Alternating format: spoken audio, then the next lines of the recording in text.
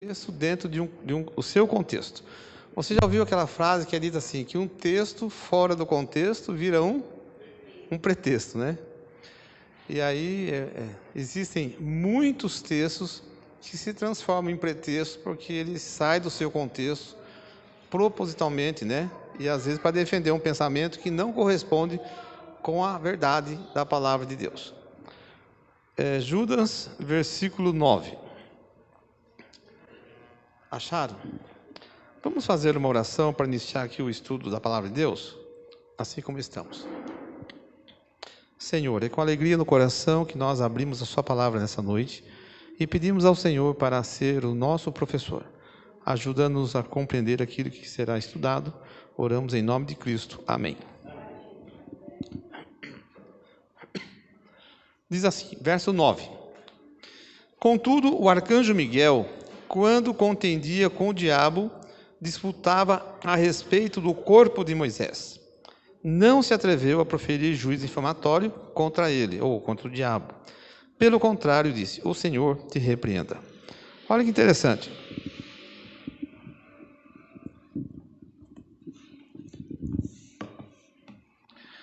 Nós temos aqui algumas observações a serem detalhadas. Primeiro, quem é o arcanjo Miguel, aqui do versículo 9? Quem é o arcanjo Miguel? Você vai encontrar na internet algumas pessoas, pregadores, falando que o arcanjo Miguel não tem nada a ver com Jesus, né? Os adventistas do sétimo dia compreendem que o arcanjo Miguel corresponde à pessoa de Jesus, né? Agora, por que as pessoas não creem que ele é Jesus? Uma das razões seria, por que ele é chamado de arcanjo, né? Outra, por que nesse debate sobre o corpo de Moisés, ele diz assim, ele não profere nenhum juízo contra o diabo, mas apenas diz, o Senhor te repreenda, né? E outro detalhe que pode ser destacado aqui, por que Moisés está envolvido na história? O que tem a ver aqui o corpo de Moisés, né? Então nós acreditamos, pela palavra de Deus, que o arcanjo Miguel veio aqui para ressuscitar Moisés. E para algumas pessoas não adventistas, isso não passa de um absurdo, né? Diz assim, não tem nada a ver o arcanjo com Cristo e Moisés não ressuscitou. Talvez você já tenha ouvido falar isso. Algumas pessoas dizem que Moisés não ressuscitou, né? Não faz sentido isso. Porque você não vai encontrar na Bíblia um texto bíblico dizendo assim, e na ressurreição de Moisés. Não existe o texto, né? Então nós temos que juntar aqui as pedrinhas, as peças de um quebra-cabeça para compreender por que acreditamos nessa informação. Então vamos lá. Aqui vamos pegar aqui o nome Miguel, né? O que significa esse nome Miguel, né? É um dos títulos usados por Jesus. Ou seja, quando Jesus esteve aqui na Terra, ele usou diversos títulos. Eu vou citar alguns deles aqui. Você não vai precisar abrir a Bíblia, mas eu vou combinar depois, irmão Beto. Cadê o irmão Beto? No som, né? Eu vou encaminhar para o irmão, ou para o irmão Joaquim também, a cópia dos textos bíblicos, e aí vocês compartilham no grupo da igreja, tá bom? Então vamos lá. Por exemplo, no livro de Mateus 1,16 aparece o nome Cristo, né? Ele é chamado de Cristo. A palavra Cristo é uma palavra de origem grega que significa ungido, né? Por isso você vai encontrar às vezes na Bíblia escrito assim, Jesus Cristo ou Jesus o Cristo, ou seja, o ungido. Por exemplo, em Daniel 7, verso 13, Mateus 9, verso 9, aparece um título de Jesus da seguinte forma, Filho do Homem, chamado de Filho do Homem. Ele também é chamado de Filho de Deus, em Mateus 3,17, e Filho do Altíssimo, em Lucas 1,32. Mas no livro de Daniel, alguns textos apresentam Jesus como o príncipe, ou o grande príncipe. Agora vamos para a Bíblia, vamos conferir esse texto. Os demais nós citamos aqui, só para lembrar alguns títulos que ele utilizou. Mas em Daniel capítulo 9, verso 25... Livro de Daniel, capítulo 9, versículo 25. Diz assim, aí dentro do contexto das 70 semanas, né? O verso 25, sabe e entende, desde a saída da ordem para restaurar e para edificar Jerusalém, até ao ungido. Para só um pouquinho. Quem que é o ungido mesmo? Cristo, né? A palavra ungido, né? A palavra grega lá, Cristo. E aí continua. Ao príncipe, 7 semanas e 62 semanas, as praças, etc. Tal. Aqui fala então do início, né? Do período do ano 457, quando começa ali o período das 70 semanas, que também é o período das 2.300 de manhãs. Mas é chamado aqui, esse período das 70 semanas, né? Ele vai desde a saída da ordem para restaurar e edificar Jerusalém, até ao ungido, ou seja, até a presença de Jesus, até ao príncipe. Perceba que Daniel chama Jesus de 2 títulos aqui, ungido, que é Cristo, e chama ele também de príncipe. Agora vamos nos atentar à palavra príncipe. Ainda aqui em Daniel, no capítulo 10, verso 21, está assim o texto. Mas eu te declararei o que está expresso na Escritura da verdade. E ninguém há que esteja ao meu lado contra aqueles, a não ser quem? Miguel, vosso príncipe. Né? Miguel, vosso príncipe. Quem que é Miguel aqui na Bíblia? Não é um anjo. Você não vai encontrar nenhum anjo chamado Miguel. Porque Miguel é um nome particular de Jesus. E já vamos dizer por quê. Então, aqui diz o seguinte. Quem que vai estar ao seu lado? Miguel, vosso príncipe. Né? Se nós formos lá para Daniel, para Apocalipse 12, verso 7, lembra? E houve peleja no céu. Miguel e seus anjos pelejaram contra quem? O dragão e os seus anjos. Ok? Miguel e os seus anjos. Quem que é o Miguel que estava na liderança de uma batalha contra o dragão que é Satanás? Jesus. Né? E aqui Daniel diz assim, Miguel, vosso príncipe. Ainda em Daniel, no capítulo 12, versículo 1, ao falar sobre o finalzinho aqui da nossa história no planeta Terra, o verso 1 diz assim, do capítulo 12 de Daniel, nesse tempo se levantará Miguel, que é Jesus, e aqui ele chama de o grande príncipe. Né? No capítulo 10, 21, ele chama Jesus de príncipe, e agora fala o grande príncipe, né? O maior de todos. Ok. Então, quem é esse Miguel? É Jesus. Aqui nós encontramos 3 títulos dados à pessoa de Cristo, né? Ungido, príncipe e Miguel. Por que é importante entender que Jesus é o grande príncipe? O que significa ser o grande príncipe? É aquele que é superior aos demais que estão ali, ou que fazem parte ali da sua comunidade, né? Do seu grupo, vamos usar assim. Então agora, olha, vamos para o livro de Josué, porque lá nós encontramos esse príncipe visitando Josué. E olha que interessante que acontece aqui. Livro de Josué, capítulo 5. Josué, capítulo 5. Vamos ver a partir do versículo 13.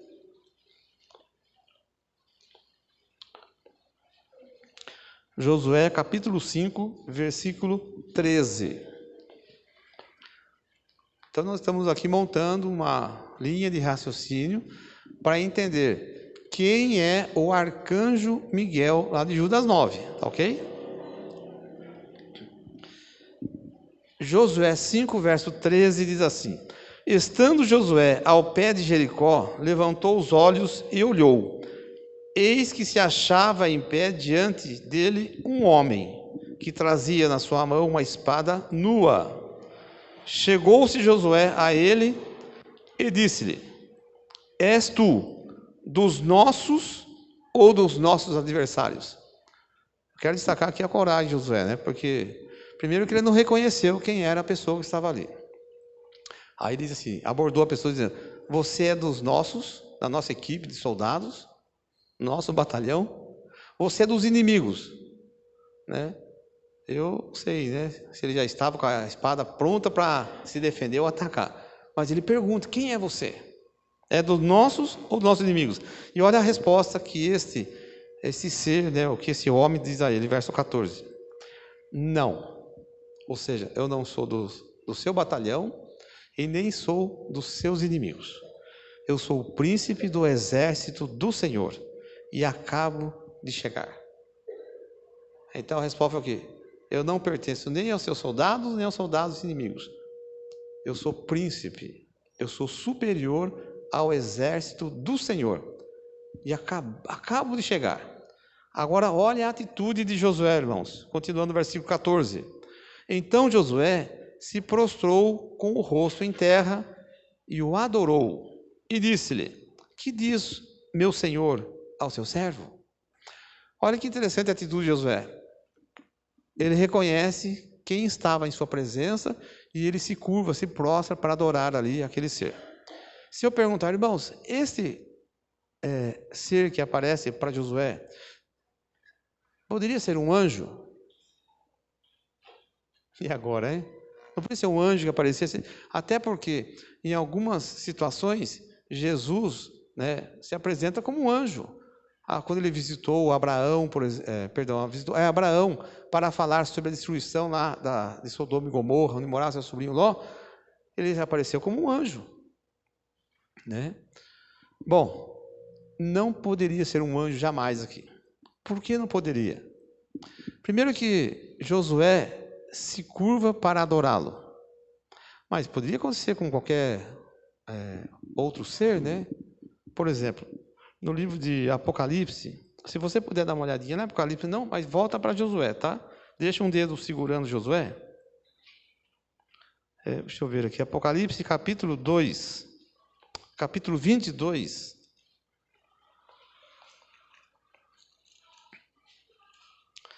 Apocalipse capítulo 22, versículo 8 e 9. Depois a gente volta para Josué 5. Apocalipse 22, versos 8 e 9. Olha o que escreveu João. Eu, João, sou quem ouviu e viu essas coisas. E quando as ouvi e vi, prostrei-me ante os pés do anjo que me mostrou essas coisas. Para fazer o quê? Para adorá-lo. Foi um impulso de João. Lembra quando Pedro foi à casa de Cornélio? E quando ele estava prestes a entrar, Cornélio veio ao encontro. O que Cornélio faz? Ele se ajoelha diante de Pedro. E quando ele fala, não, amigo, levanta, fica em pé, não faz isso. Eu sou homem igual a você. E agora João se curva diante do anjo para adorá-lo, diante daquela situação, tomado de emoções, da revelação que estava tendo sobre os finais dos tempos, e sobre tudo que estava para acontecer na história da humanidade. Aí o anjo diz assim para ele: vê, não faças isso, verso 9. Eu sou conservo teu, dos teus irmãos, os profetas, e dos que guardam as palavras desse livro. Adora quem? A Deus. E ponto final.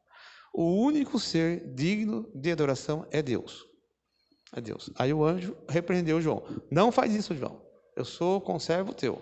Eu não sou gente igual a você, porque você é gente, é humano, eu sou anjo. Mas nós devemos adorar aqui somente a Deus. E o anjo recusa a adoração. Agora volta para Josué, capítulo 5. O que acontece? Josué se curva, se prostra diante daquele ser que se apresenta como um príncipe do exército do Senhor para adorá-lo. Bom, se fosse um anjo que estivesse aqui, o anjo teria que dizer o seguinte: Josué, fica em pé, não faz isso. Mas olha o que acontece aqui. Verso 15. Respondeu o príncipe do exército do Senhor a Josué: descalça as sandálias dos pés, porque o lugar em que estás é santo. Ou seja, aquele ser que aparece, o príncipe do exército do Senhor, não recusa a adoração e orienta: Josué, descalça os pés, tira as sandálias, porque você está pisando, esse ambiente agora é santo. Você se lembra de um episódio que aconteceu, uma outra personagem, com Moisés, Ele vê a sarça em chamas, mas está estranho, parece que a chama não consome. Eu vou lá para ver. Se fosse o Renato, ia para o lado contrário, ia correr dali, Mas ele foi lá para ver. E quando ele se aproximou, o que o Senhor disse? Moisés, tira a sandália dos pés. A terra que pisas é santa. Ou seja, a presença do Senhor santifica o ambiente. Ok? Então, quem estava aqui era o próprio Jesus. Deus disse: Josué, descalça os pés. Você está em um lugar santo. Eu vou abrir um parênteses aqui, irmãos. Olha que interessante. Se a presença de Deus santifica o lugar, e esse ambiente, na presença dele, requer de nós adoração, reverência, respeito, de quem que é essa casa aqui? E você acredita que ele está aqui? E será que nós estamos nos comportando com a dignidade de receber o nosso respeito, a nossa reverência, quando a gente fica cochichando, conversando, mexendo no celular, fazendo outras coisas que não está voltado para a adoração a Deus? É para a gente pensar nisso, né? Fecha parênteses. Então diz o seguinte: descalça os teus pés, porque o lugar em que estás é santo. Então, quem aparece ali? Deus. Subentendendo que é Jesus, porque ele se apresenta como príncipe do exército. E o único dos três chamado de príncipe é Jesus, até porque lá em Daniel citamos 3 textos em que ele é chamado de príncipe. Ok? Bom, então vamos lá. Por que Jesus utiliza, esse príncipe Jesus, ou príncipe Miguel, por que ele utiliza o título Miguel? O que essa palavra significa? Essa palavra é de origem hebraica e ela significa o seguinte: quem é como Deus? Ou quem é semelhante a Deus? Na verdade, o significado o significado é pronunciado num tom de interrogação, né? Quem é como Deus? Já viu aquela expressão, naquela situação que às vezes a criança responde à mãe, e a mãe diz: ô menino, você está falando com quem? Eu acho que mãe às vezes significa isso, né? Você está falando com quem, né? Porque Miguel tem esse sentido, esse significado. Quem é como Deus? Bom, vamos lá para o livro de Isaías, capítulo 14. Livro de Isaías, capítulo 14. A partir do versículo 12. Quando você olhar o texto, você já vai pensar, olha para quem que o significado desse nome foi direcionado, né? Isaías capítulo 14, o versículo 12 em diante.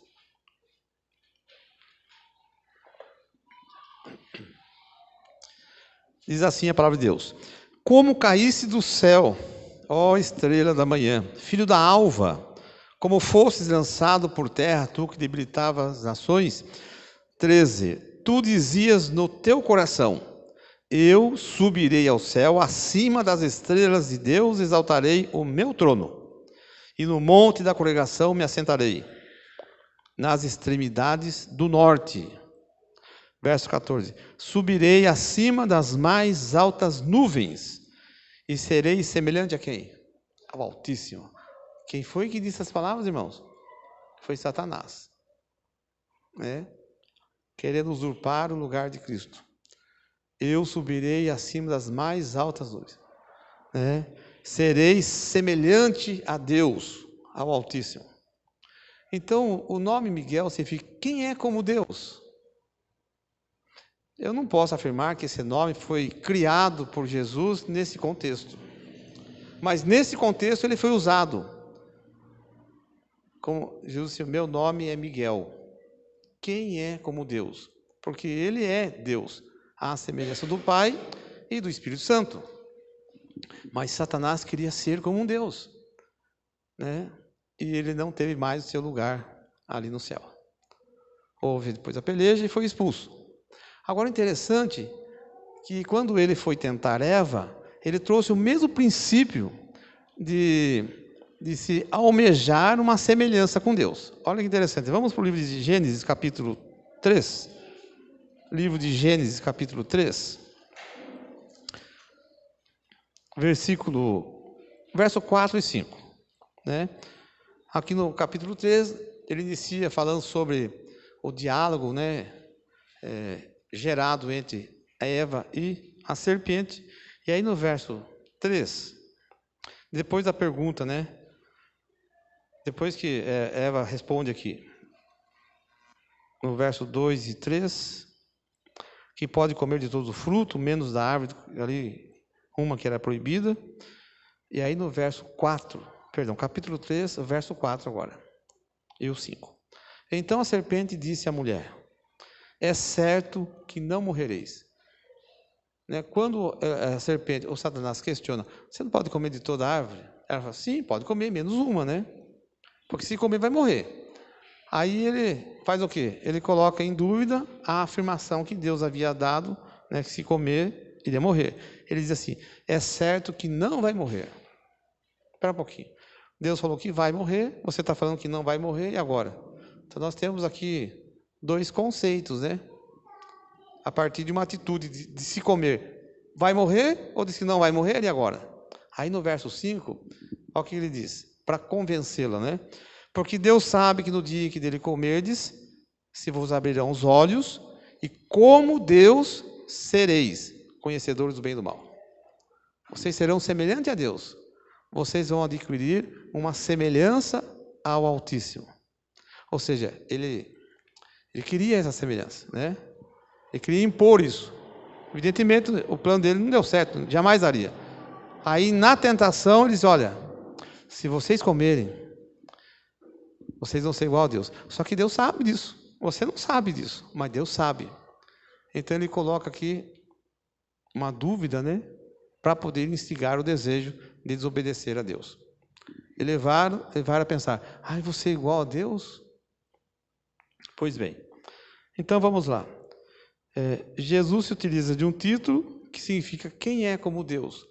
E eu penso que o grande objetivo do significado desse nome é para confrontar a atitude do inimigo que queria ser igual a Deus, né?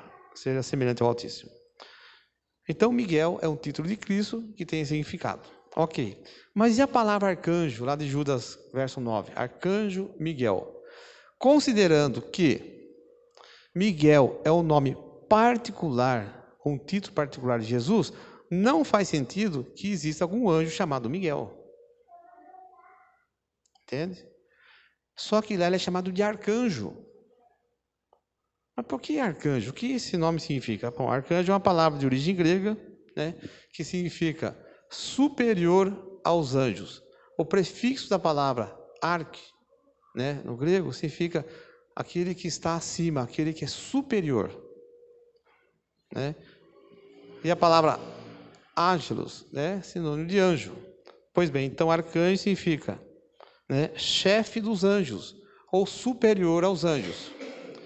Mas aí poderia ser um título dado a um anjo, a patente de um anjo, né? Assim como tem os serafins, os querubins, né? Bom, mas só que o anjo podia ter o nome de Miguel.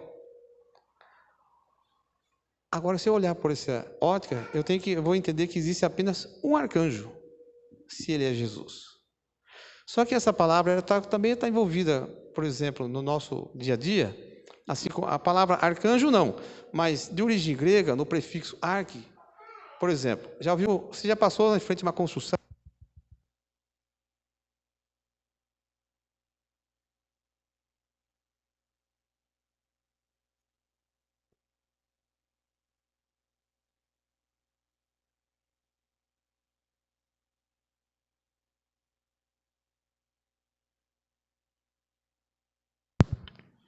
Som.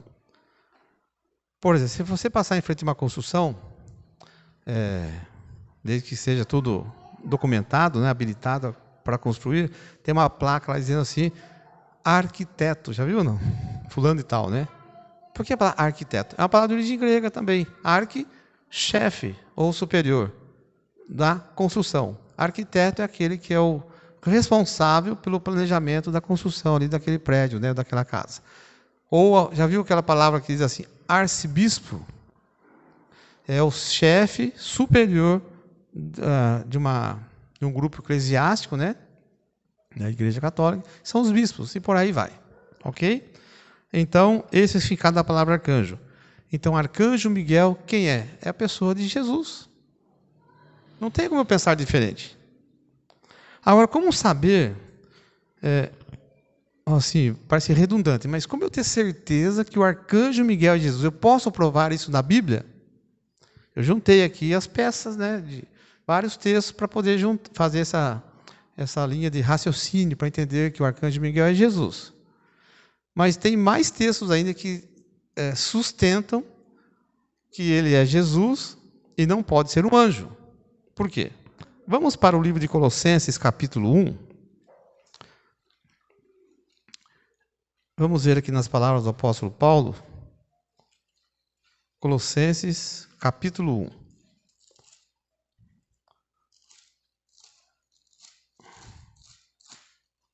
Versículo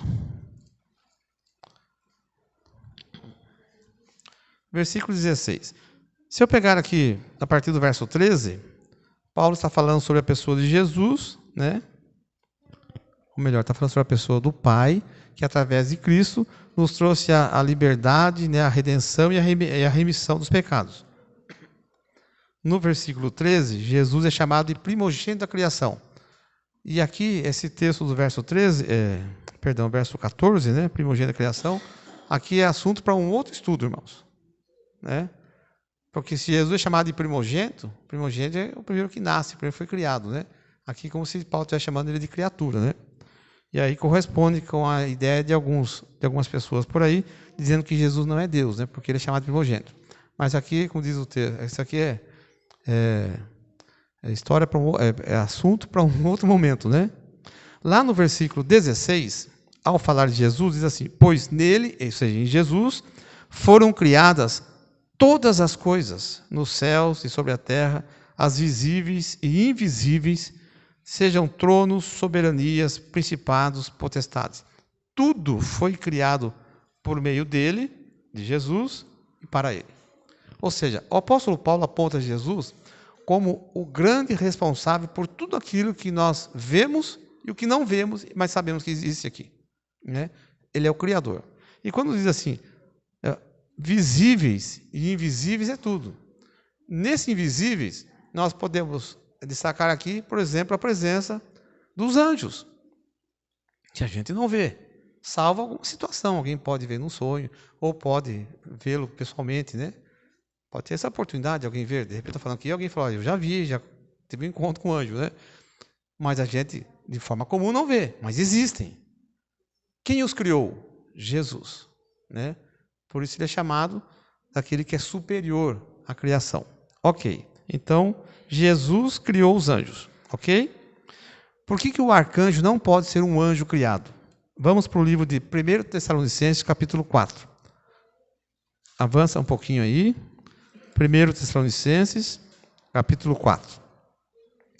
Aqui, a partir do versículo 13, Paulo faz aqui uma apresentação muito interessante e importante sobre como será a vinda de Jesus, a ressurreição dos salvos, né, o arrebatamento para o céu, né, e a partir daqui começa o milênio. Mas lá no versículo 16, em 1 Tessalonicenses 4, verso 16, Paulo diz: porquanto o Senhor mesmo, dada a sua palavra de ordem. Bom, quem que vai dar a palavra de ordem? O Senhor. Aí você pensa, mas quem é esse Senhor? Será que está falando do Pai? Está falando do Filho? Olha, vou ler de novo aqui. Porquanto o Senhor mesmo, dada a sua palavra de ordem, ouvida a voz do arcanjo, olha que interessante, a voz que será ouvida, ela será emitida pelo Senhor. Só que Paulo apresenta aqui dois títulos para a mesma pessoa que vai anunciar a ressurreição. Ele começa chamando de Senhor, que é ele que vai dar a palavra de ordem, né? Mas aí ele diz assim, quando for ouvida a palavra do arcanjo, que é esse Senhor, espera um pouquinho, então não pode ser um anjo, porque o anjo não tem o poder de ressurreição em sua palavra. Entendeu? Quando Jesus ressuscitou algumas pessoas, né? A filha de Jairo, a filha da viúva Naim, o seu amigo lá, Lázaro. Mas quando Pedro foi à casa, foi ao cenáculo, no velório da Dorcas, e orou, quem ressuscitou não foi Pedro. Foi Deus que ressuscitou, mas ele estava ali como instrumento intermediário. Agora aqui é o seguinte, quando for ouvida a voz do arcanjo, o que é que vai acontecer? Diz o texto aí, os mortos em Cristo ressuscitarão primeiro, depois nós os vivos seremos arrebatados. Então, quando for emitida a voz do arcanjo, o que é que vai acontecer? Os salvos, os mortos salvos, vão ressurgir da morte. Né? E não é uma ressurreição particular aqui. Ela é universal. E de todos os tempos. Vai ser um negócio, irmãos, fantástico. Eu não sei se o meu desejo é estar vivo para ver acontecer ou fazer parte do contexto, saindo da sepultura, né? Seja qual for a situação, né, irmãos, que corresponda com alguém que está salvo, né? Olha que interessante. Então, quando esse arcanjo emitir a voz, dizendo, para surgir da morte, vai haver ressurreição. O poder está na voz desse arcanjo. Mas Paulo não chama ele de arcanjo Miguel, né? Não. Ele chama de arcanjo. Eu queria que você entenda o seguinte, que esse arcanjo, ele tem sua palavra o poder de devolver a vida. Ok? Agora vamos juntar isso com o que João escreveu no seu evangelho, João capítulo 5. Evangelho de João capítulo 5, verso 25. Abra sua Bíblia lá, vamos lá. Evangelho de João, capítulo 5, o verso 25.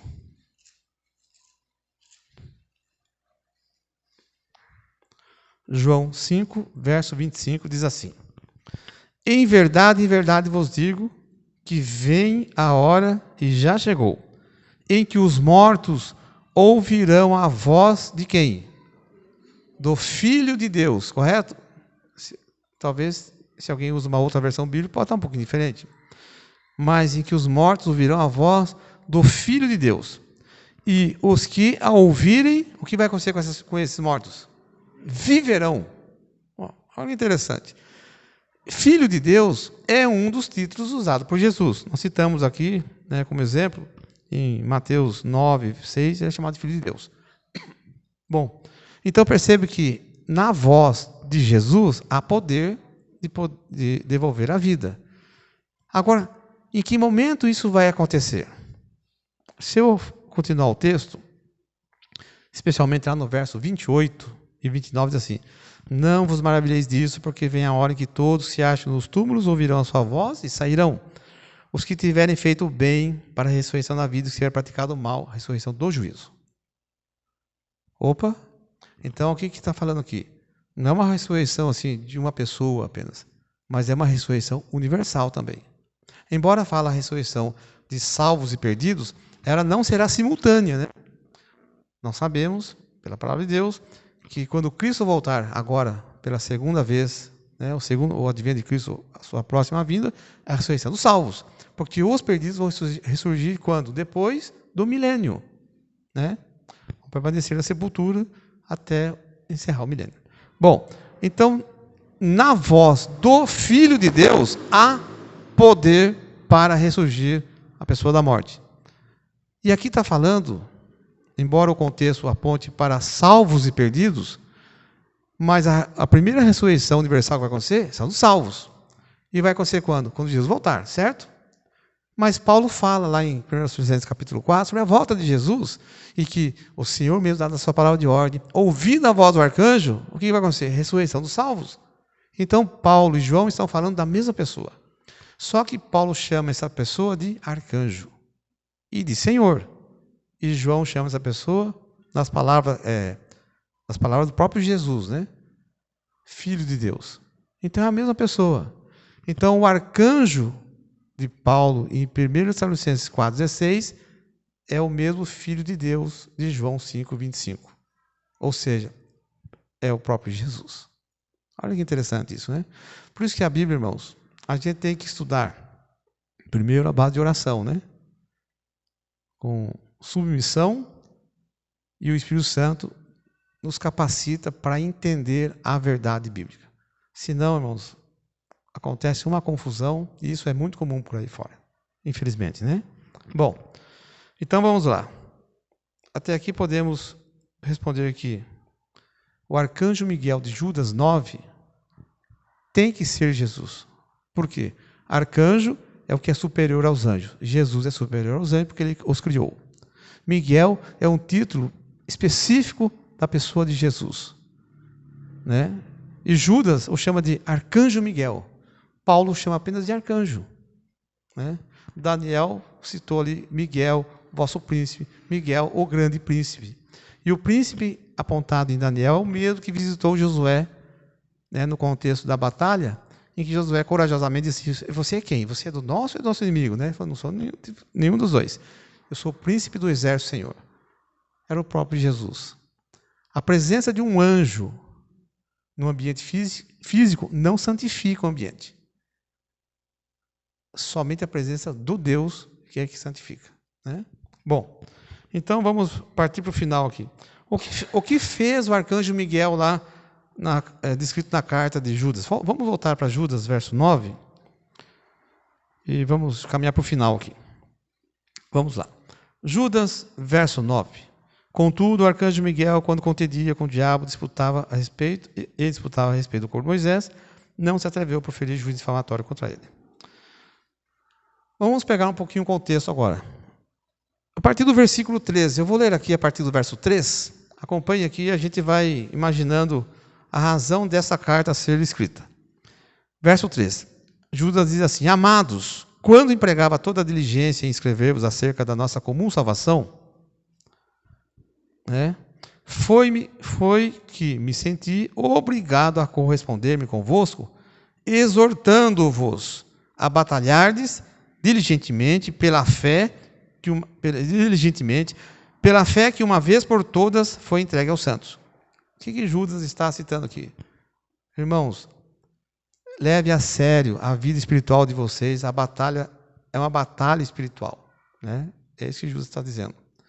Não será fácil, mas será possível vencer se formos diligentes, prudentes, submissos, né? Se agirmos pela fé, se reconhecermos que esta fé é uma providência divina a todos os santos.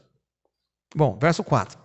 Pois certos indivíduos se introduziram com dissimulação, os quais, desde muito, foram antecipadamente pronunciados para esta condenação. Quem são eles?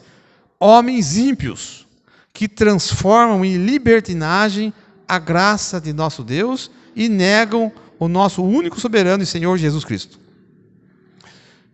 Achou, irmã? Ajuda ali, por favor, bem. Antes de Apocalipse. É vizinho de Apocalipse, livro de Judas. É só uma página, então é rapidinho vir ali, né? O que Judas está escrevendo aqui, irmãos? Ele ressalta a existência de pessoas cujo papel dela, sabe o que é? É pegar a graça de Deus e barateá-la. A gente é salvo pela graça, mediante a fé. Mas o exercício foi feito por Jesus na cruz e agora ele me disponibiliza a graça para eu ser salvo. Aí tem gente por aí pegando a graça e faz o que dela? Não, você é salvo pela graça. Não precisa de lei. Mas é assim, é contraditório, né? Ah, não precisa da lei? Então pode matar, roubar, adulterar, adorar imagens e tal, desonrar os pais? Não, não pode. Mas eles falam disso por causa do sábado, né? São inimigos do quarto mandamento. Então, se você é salvo pela graça, não precisa obedecer ao quarto mandamento. Uma coisa não tem nada a ver com a outra. Nesse contexto, não. Aliás, uma coisa tem a ver sim com a outra, né? Porque eu sou salvo pela graça para obedecer. Uma vez que eu entendo que eu estou salvo pela graça, qual que é a minha reação? É gratidão, é amor. E quando eu amo a Jesus, eu vou lembrar de uma frase de Jesus, diz assim: se você me ama, guarda os meus mandamentos. João 14, verso 15, né? Ama? Amo o Senhor. Então guarda os mandamentos. Mas, Senhor, mas tem que guardar? Não, você não é obrigado. Só que se você não guardar é porque você não ama, né? Amo, então guarde. Né? Bom, então Judas ressalta aqui que eles transformam a graça de Deus em libertinagem. Coisa que não tem regra, que não obedece, que não respeita, né? E negam a soberania de Jesus.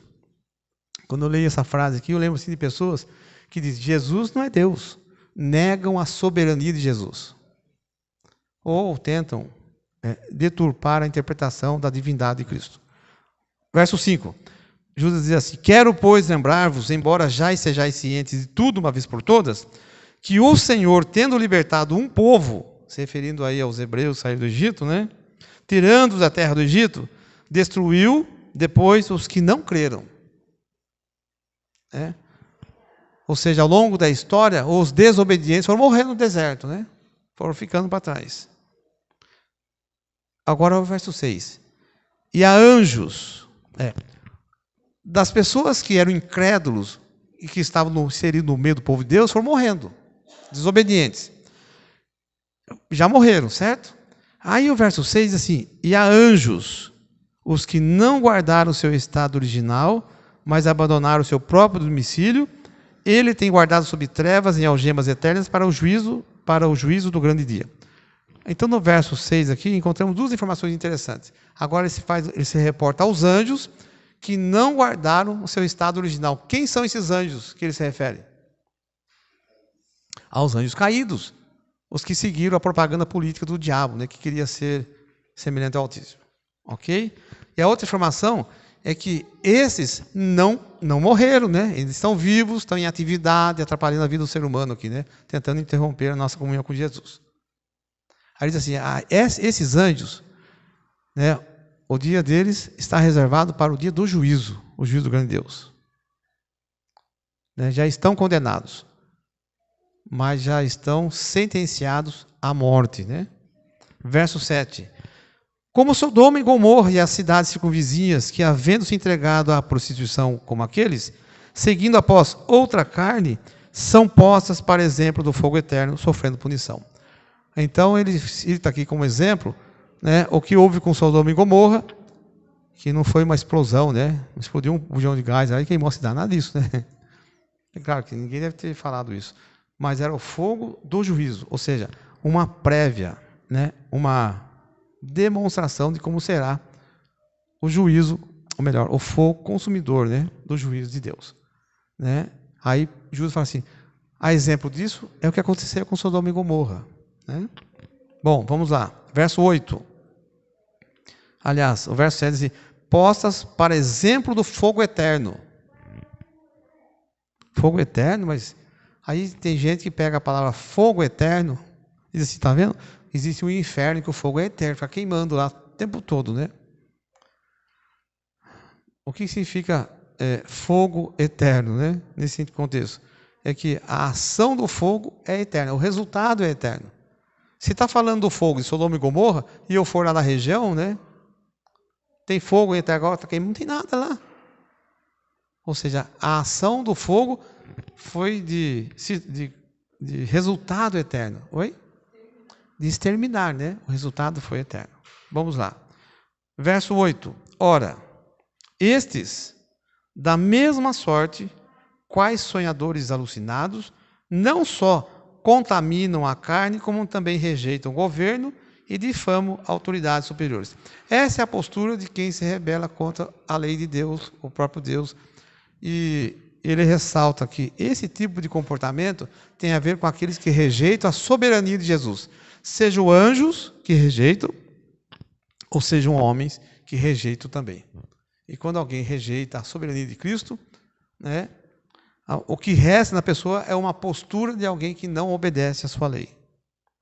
Aí, Judas diz assim no verso 9: contudo, né, diante de toda essa situação, o arcanjo Miguel, ou seja, o próprio Jesus, quando contendia com o diabo e disputava a respeito do corpo de Moisés. Espera um pouquinho. Agora, o que tem a ver o corpo de Moisés aqui, gente? Né? Talvez você, ao ler, você pense: está falando da ressurreição de Moisés, né? Porque nós acreditamos. Se você for no livro Patriarcas e Profetas, Ellen White fala sobre a ressurreição de Moisés. Aliás, deixa eu ver se eu localizo aqui essa informação. Eu vou ler aqui, olha. O livro Patriarcas e Profetas, na página 348, diz assim: nunca mais se levantou em Israel profeta algum como Moisés, a quem o Senhor conhecera face a face, nem semelhante em todos os sinais e maravilhas que o Senhor enviou para fazer. Não houvesse a vida de Moisés sido maculada por aquele único pecado, deixando de dar a Deus a glória de tirar água da rocha, lá em Cádiz, e teria entrado na terra prometida. Para só um pouquinho, vou parar aqui a leitura. Você lembra da história, né? Deus falou assim primeiro para Moisés: bate na rocha, né? O povo queria água, ele feriu a rocha. Daí, num outro momento, Deus disse: agora você vai e fala a rocha. E Moisés bateu. Mas antes de Moisés bater, ele faz um rápido discurso. Né? Ô israelitas, vocês acham que a gente tem condição de tirar água da rocha? Acham? Foi lá e bateu na rocha. Né? Então ele faz a pergunta e a resposta na cabeça das pessoas: eu creio que sim, porque já foi uma vez. Será? Deve ter poder para isso. Ele foi lá e executou, batendo, desobedecendo a Deus. Ele cometeu o pecado da prevaricação, que chama. Ou seja, ele se colocou como substituto daquele que deveria receber a glória divina. Era para ele glorificar a Deus ao falar a rocha. Aí, ao sair água, a glória seria dada a Deus. Como ele bateu, desobedeceu a Deus, Deus não impediu o milagre de fluir água, mas registrou o pecado, né? Você tomou a glória que era para mim, Moisés. Olha, gente, que coisa, hein?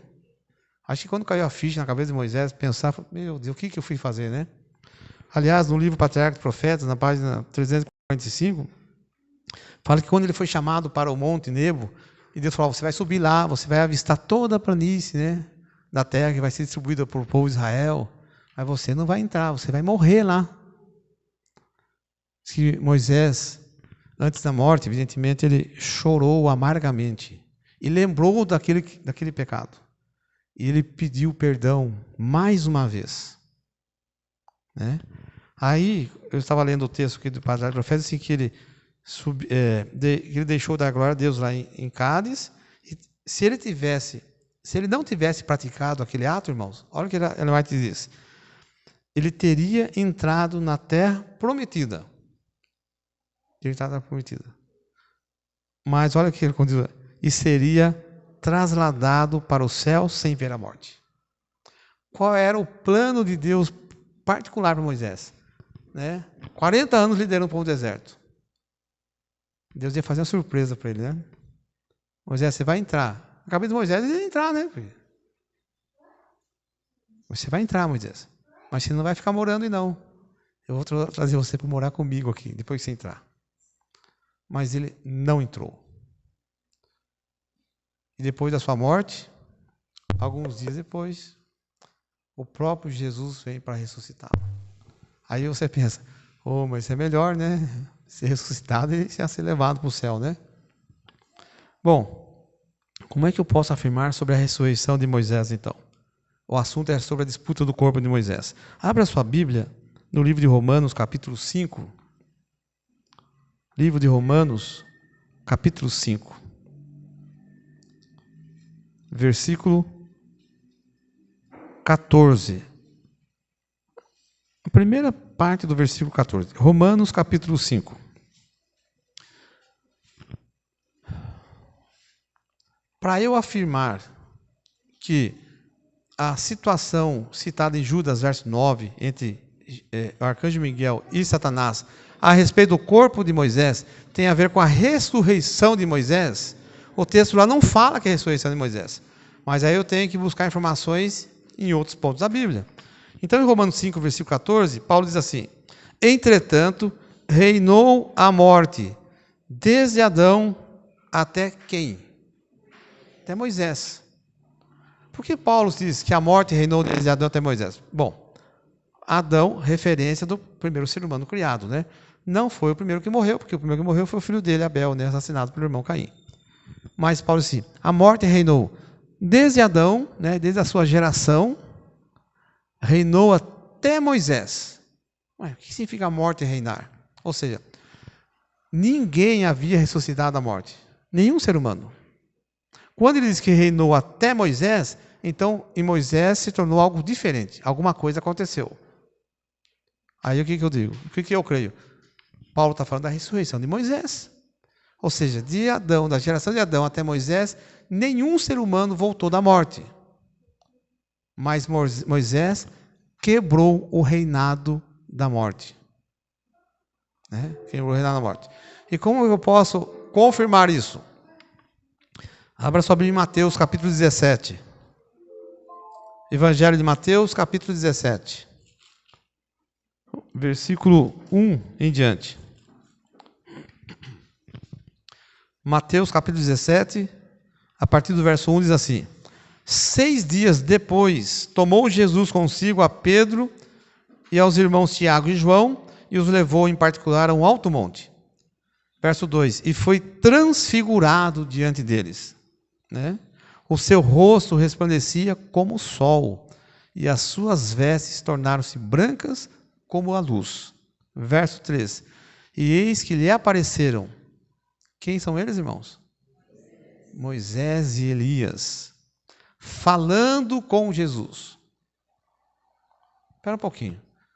Elias, lembra da história de Elias? Lá em Livro de Reis, andando com Eliseu. Ó, Eliseu, se você me ver sendo arrebatado, tomado aqui, você vai receber. O que você quer ganhar de presente? Eu quero a porção dobrada do Espírito Santo. Muito inteligente Eliseu, né? Elias já era um tremendo profeta. Falou que era ser 2 vezes mais capacitado pelo poder de Deus do que você. Tá ok, se você me ver, vai ter esse presente, essa recompensa. E ele foi arrebatado, né? Elias não morreu. Foi para o céu, assim como Enoque também, sem experimentar a morte e a ressurreição. Ok. Mas Moisés apareceu conversando com Jesus. Espera aí, mas para Moisés estar conversando com Jesus, ele não podia estar morto. Tem que estar vivo, né? Eclesiastes 9, verso 5 diz assim: os vivos sabem que hão de morrer, mas os mortos, diz Salomão, não sabem coisa nenhuma, nem falar depois da morte. E eles nem tampouco terão recompensa. Por quê? Porque a sua memória jaz no esquecimento. A palavra jaz, raiz do verbo jazer, que é sinônimo de morrer. Ou seja, a memória de uma pessoa morta morre com ela. Aí por que ele diz que não tem recompensa?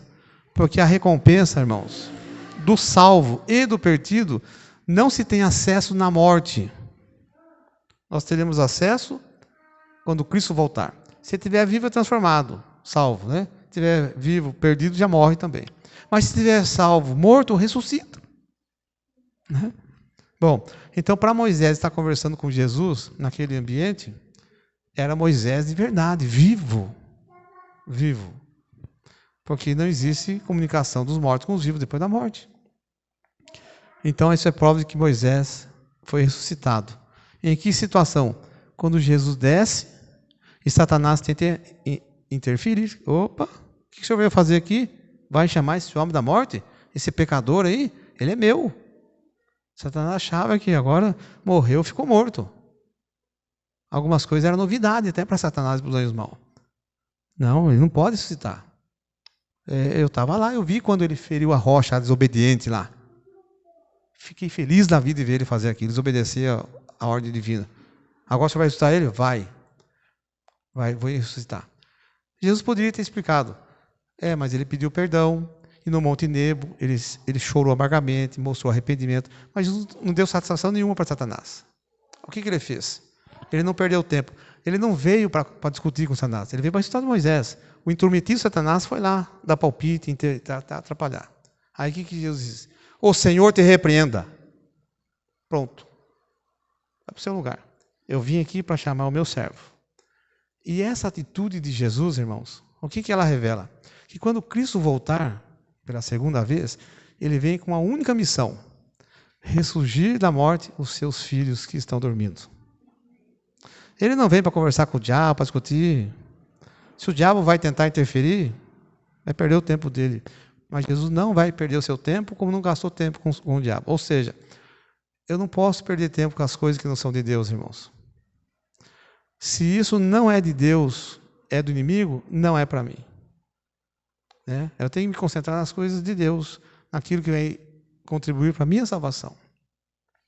O que houve no Monte da Transfiguração é uma prova de que os salvos vão morar com Jesus.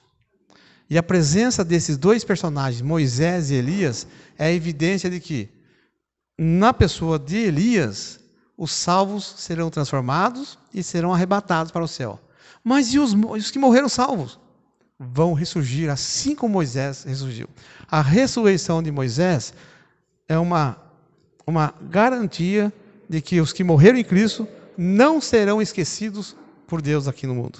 Vão para o céu também, quando Ele voltar. Então, esses dois representam as duas classes de salvos. Os que experimentaram a morte e os que não experimentarão a morte. A qual delas eu e você pertence, eu não sei, né? O que mais importa é fazer parte de um deles, né? Tê-los como representante. E se tornar evidente em nossa vida naquele dia, a nossa transformação, né? E a nossa viagem para o lar celestial. Irmãos, que Deus nos ajude, né?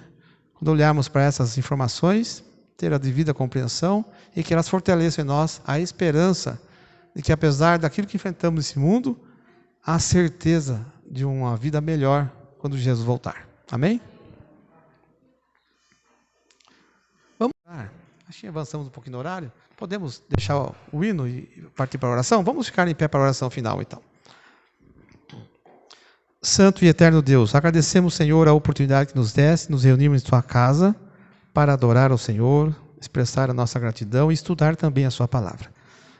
Queremos pedir que nos ajude a lembrarmos daquilo que aprendemos nessa noite e que essas informações contribuam para fortalecer a nossa confiança, não só na Sua palavra, mas também na certeza de que um dia vamos ter um encontro com Jesus. E que, se porventura estivermos na sepultura, temos a garantia de que de lá sairemos quando Jesus nos chamar para a vida eterna. Pai querido, leva-nos de volta para os nossos lares na companhia dos Teus anjos, para que possamos voltar em segurança. Abençoa a semana que já começou e a bênção, Senhor, repousa sobre cada família aqui representada.